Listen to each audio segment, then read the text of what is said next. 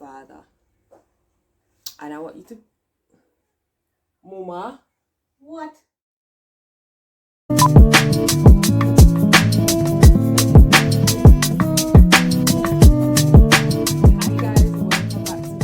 I hope and trust that you all are doing well. If you're new here, please to subscribe. Like, come on, do that. Share this video, like this video, and leave a nice comment. And yeah, share this video especially with someone that you know that it will bless or help or warn. Yeah, so from the title of this video, you guys know what I'm about to discuss. How I got closer to the Lord in university. Now, the word closer would suggest that, hey, there was a relationship before. Yes, I got closer to the Lord in university, contrary to popular belief. Now, statistics are there to prove that a lot of Christians, when they go to university, they tend to backslide. A pretty large percentage. I've seen it with my own eyes. I have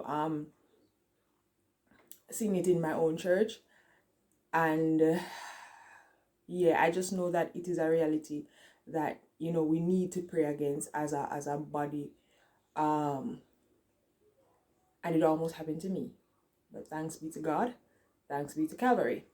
All right, so let me just lay the foundation. So I grew up in a very Church of God Pentecostal home, so the foundation was already set. There are certain things that we couldn't do, certain things that we couldn't say. We had to be involved in church activities. We had to be involved in church events. We had to practice certain spiritual disciplines from very early.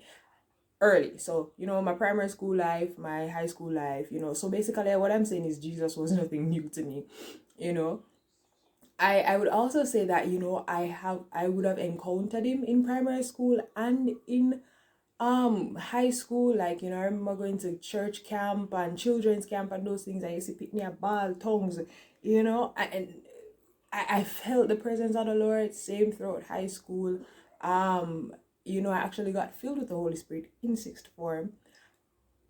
But what I will say is, after that, you still have to, as a child of God, you have to make the effort to hold your end of the bargain. You understand? And what I see is, as Christians, especially young people, there tends to be a lot of gray area. Now in Christianity, you can't have no gray area. Black or white, my friend.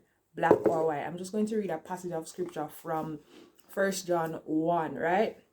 Verses 5 and 6. God is light, and in him is no darkness at all. If we say that we have fellowship with him while we walk in darkness, we lie and do not practice the truth. The ESV said it best. So yeah, I saw a lot of that, and I was guilty of that, not being 100% sold out, professing Christ but doing something completely different.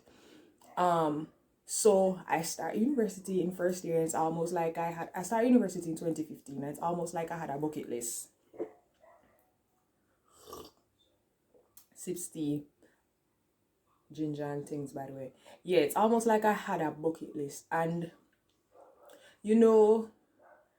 I was guilty of being in the gray area. No, by this time I'm in the blessed church of God. Like, I'm no stranger. It's not like this is a person that doesn't have a relationship with God, not going to church, isn't in a saved household. That girl is. But I guess I was just confused, or as I said, in the gray area, not sold out, didn't have a relationship with the Lord, or wasn't maintaining my end of the relationship, was practicing the spiritual disciplines perhaps, was just not representing Christ as I ought to. And a lot of it was public. So for example, this girl, the girl that would be, I was living in Kingston at the time, living near to school. This girl would pack her bags every Friday, come home, because I have to be in church the Sunday, but at the same time, every Thursday, I would make it my point of duty to go to integration. Now, integration is a party. Do not let them deceive you. It is a party. Alcohol is there, ganja smoking is there, girl in a short, dance all a play, lights, the whole club, dance, street vibe. It's a mixture of all of that. And as a Christian or somebody that is professing to be a Christian, I was there. I was there. I remember one time it was a Gaza Slimmer come friend.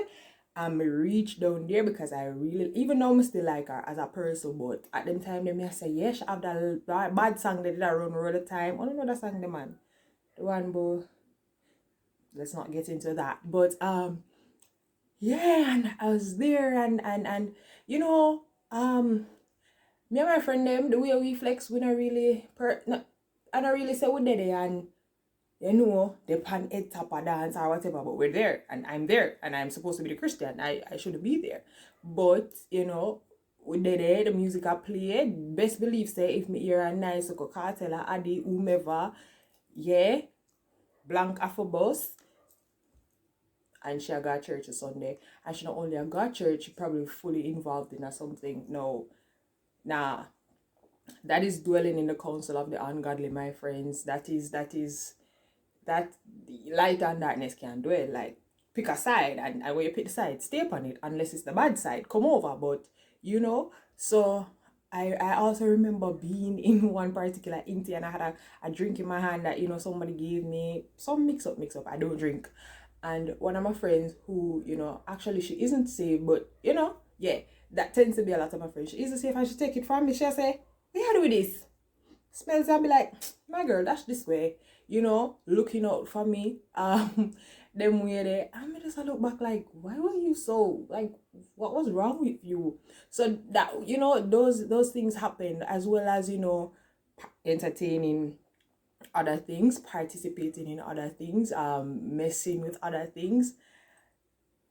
A lot of that happened at university. This girl is professing Christ. Also, I was in a group, a music group, and the group gave me so much opportunities. So I'm going to tell you how I really got closer to the Lord now. The group gave me so much opportunities, but when I would come back home to church and I would hear the sermons, and that's what I must say, like, even if you aren't rooted, like, still come to church, or you know, still attend the youth fellowship, whatever, because you never know, your breakthrough may just be wrapped up in one of those words or prayer or whatever. And I would come and I would hear my bishop hit the double standard and the life and whatever, and I was, you know, singing a lot of songs that weren't gospel, and just I never sang a gospel song. And there was a point in time where I started to feel convicted, because I was just like, what is the source behind all of these things that I'm singing and I'm professing Christ, you know? Opportunities were grand. I got such a grand opportunity, big casting, big deal, good for my career. I learned a lot of skills on it, but still felt convicted. And even some of the ideologies that were perpetuated in the group, my Christian convictions just couldn't align with. But was coming back home, I mean, I get the preaching and it beat me, it thumped me. And you know, I actually started to pray. So this is me seeking out the Lord now. So even in your state of being unsure, in your state of feeling unworthy, or in your state of just blatantly sinning, still seek out the Lord. Because I started to pray and I was just like, God, you know, I didn't go to him with, should I leave? I was like, should I, like, God, I don't really want to leave, you know, the opportunities are so grand. What should I do? So I was kind of negotiating with God, like, is it wrong? Is it right? And I remember one day standing in my shower and I heard audibly, still and soft, but still loud and clear, leave. And I'm just looking around like, God, is that you? I knew it was the voice of the Lord. And I just want to say to somebody that even when you feel like you're so far from him and far gone, you know, you really aren't. He left the 99 just to come after you. So even when I was unsure and knowing that I probably definitely wasn't living the best Christian life, I was still praying. I was like, Lord, should I leave? You know, this is heavy on my heart. He answered me. And it just reminded me that, hey, God is hearing my prayers. The sincerity of my heart is what he was focusing on. And when he told me leave, he actually gave me the courage and the boldness and the strategy as to how to leave, you know, how to go to the person that was in charge and break it to that person. And the person was understanding, the person cooperated. And that is where the turnaround began for me, because what happened was I got a revelation that, hey, the Lord, you know, you hear all the time that God, he cares and he hears, but when you hear him so audibly, man, no one can deny that. Like when you hear his voice, nobody can deny that. So I heard it and I was just like, oh my God, I want more of this. I want more of this. And also what started to happen was I started, even from a place of being unsure, getting involved in ministry. Now, ministry is no joke. You when you worship is a lifestyle. So when I was writing these poems and these dubs and these songs and whatever, I was just like, hey, I don't want to be a hypocrite. I want my lifestyle to add up to this. So after hearing the voice of the Lord so audibly about a situation that we would deem as simple, it started at a 180 for me, because I heard the voice of the Lord so clearly and I wanted more. I was just excited to tell people that, hey, God spoke to me about this. And I knew for sure that he was God and he was there. And then I was just like, then I can't do anything else. I have to serve him. I was heavily convicted. So what I want to say to somebody is, it was not nothing like, it was no, you know, I was walking on the street and a meteor almost hit me and the angel stopped it. No, it was just a simple conversation that he answered, a dialogue between the Lord and I.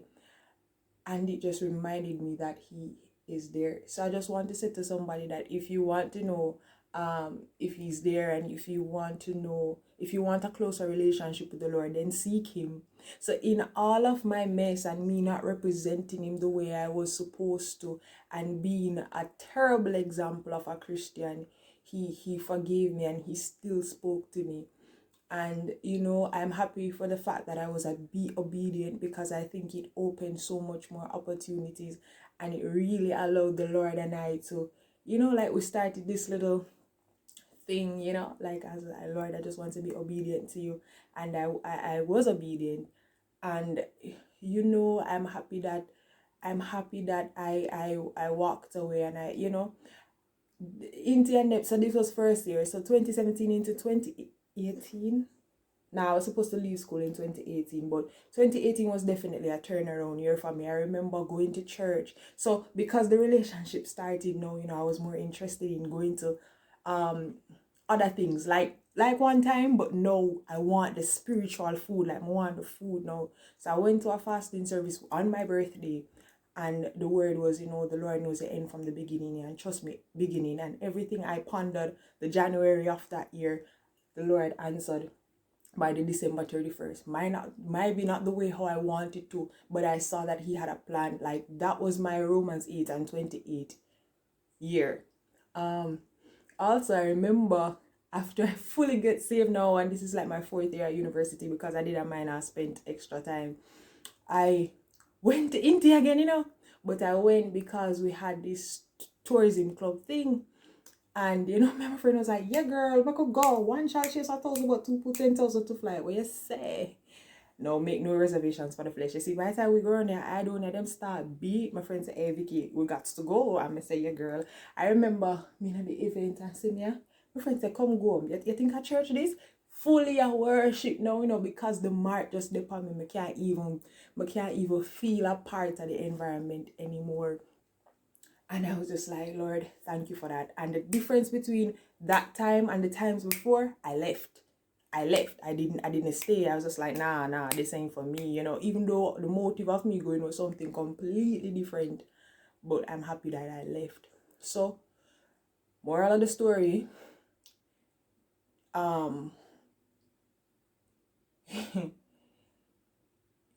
you can walk with the Lord. You can have a closer relationship with him. Seek him. Trust me, you will find him. And if you're professing to be Christian, like, just do that. I understand that it may get tough at times, but you don't keep yourself. Christ keeps you, you know, Jude 24. Also, I want to say that some opportunities they may glitter and look like gold, but they're for your demise.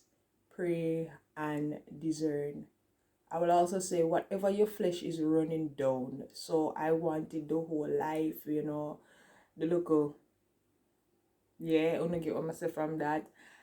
And I was just like, yo, what is this, bro? I feel so empty. I felt so burdened because I knew that the call of the Lord was on my life. The mark, the upon me, the local church of God picked me. The mark was there. So, you know, yeah, please don't dabble in sin. If you say God, no gray area. And also, you have not gone too far. So even when I was not representing Christ the way I ought to, he was still there, and he was just ready, like, come back home, my doctor, like, you know, and ready with open arms to receive me. Talk about leaving the 99 and going for one. So the Lord bless you and keep you. And if you're in university, I know it is tough, like sex and drugs and alcohol and perversion and everything that gratifies and satisfies the flesh is there. Well, once you're there physically, like face to face. But trust me, at the end of the day, that don't make no sense. The word of God say, what profit a man for lose him soul? I always like say one soul and gain the whole world. So just be, if you're a Christian already and you're struggling at university, I just wanted to tell you to seek out the Lord and just turn, just repent and drop it. If it's a partner, a person, drop it. The Lord literally allowed someone to migrate for me to become so serious.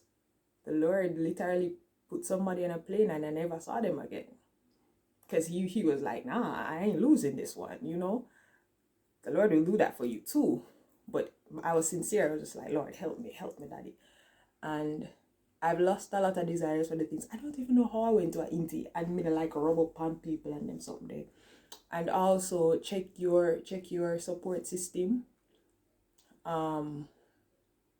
Yeah. So I just want to read again. 1 John 1, verse 1. 1 John 1, chapter 1, verses 5 and 6. I hope God is light, and in him is no darkness at all. If we say we have fellowship with him while we walk in darkness, we lie and do not practice the truth. If you walk with God, just walk with God. If God be God, serve him. Bless you, love you, walk in his presence. Yeah, you can get closer to God in university, contrary to popular belief.